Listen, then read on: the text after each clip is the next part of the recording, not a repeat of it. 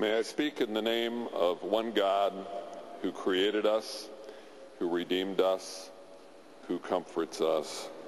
Amen. This is a service about Ronald Reagan, and it is a religious service.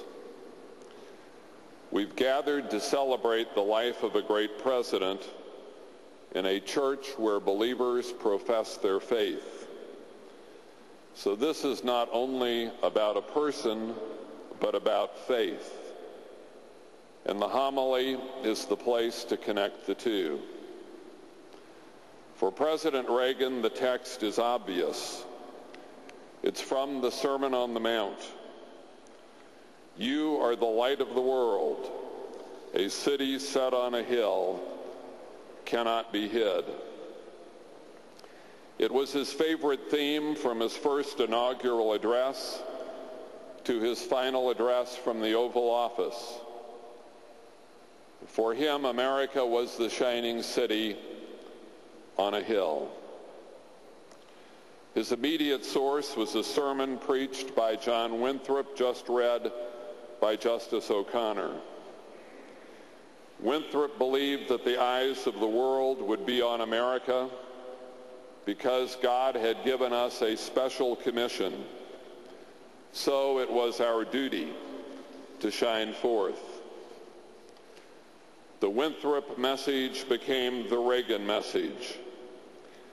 It rang of optimism, and we longed to hear it, especially after the dark years of Vietnam and Watergate. It was a vision with policy implications. America could not hide its light under a bushel. It could not turn in on itself and hunker down. Isolationism was not an option. Neither was protectionism. We must champion freedom everywhere.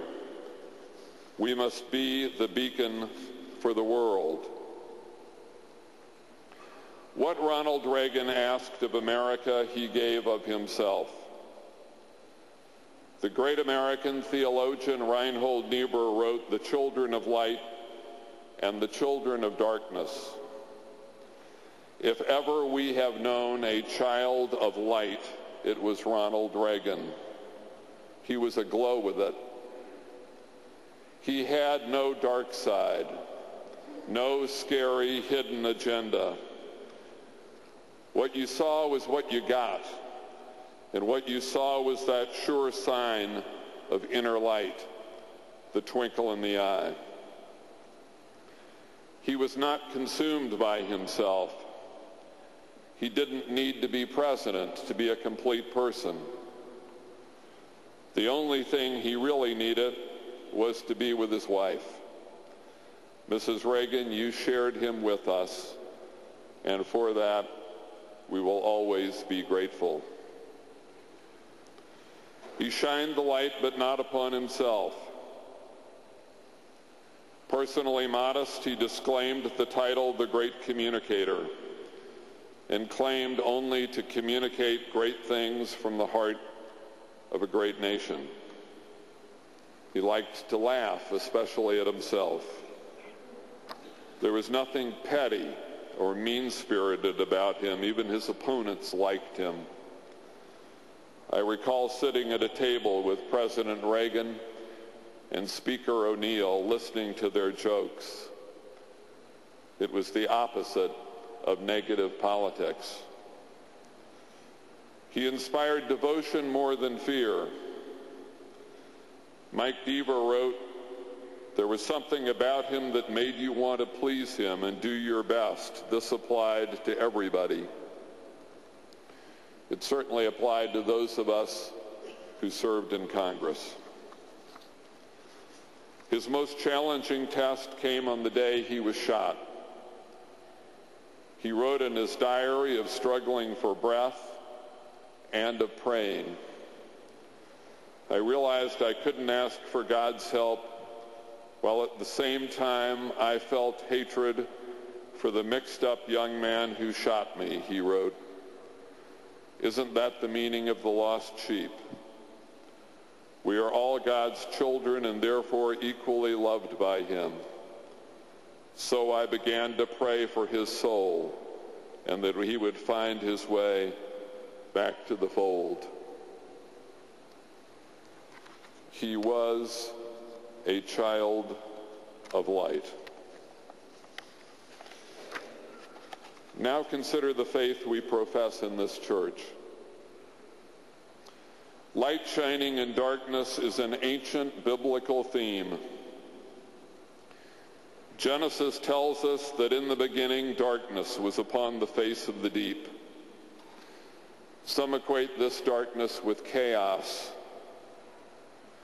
And God said, "Let there be light." And there was light. And God saw that the light was good. Creating light in darkness is God's work.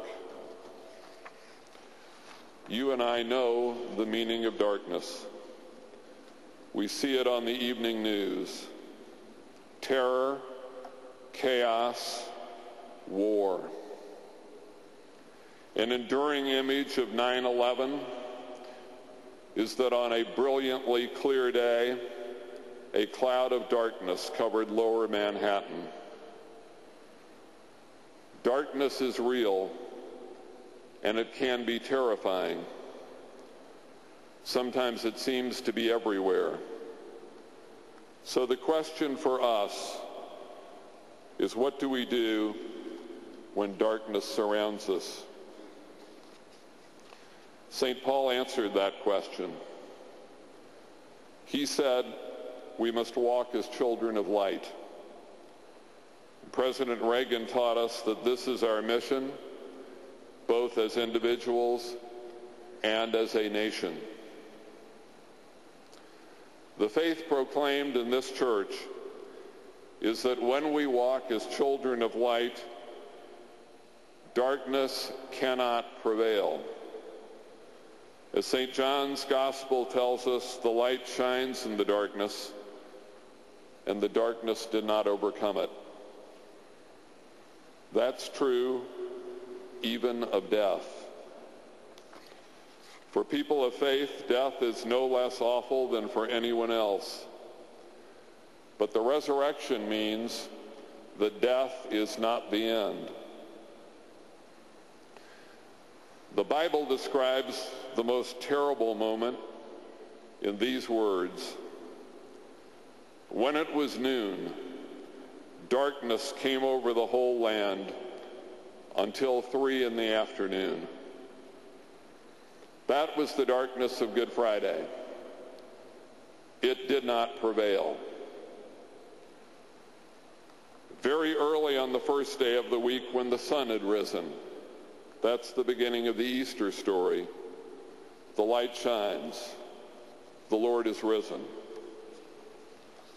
In this service of worship, we celebrate the life of a great president, and we profess the resurrection faith of this church.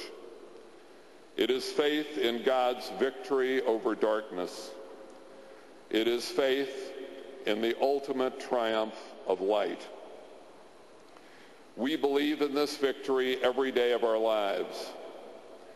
We believe it as individuals. We believe it as a nation. There is no better time to celebrate the triumph of light than in a service for Ronald Reagan. Amen.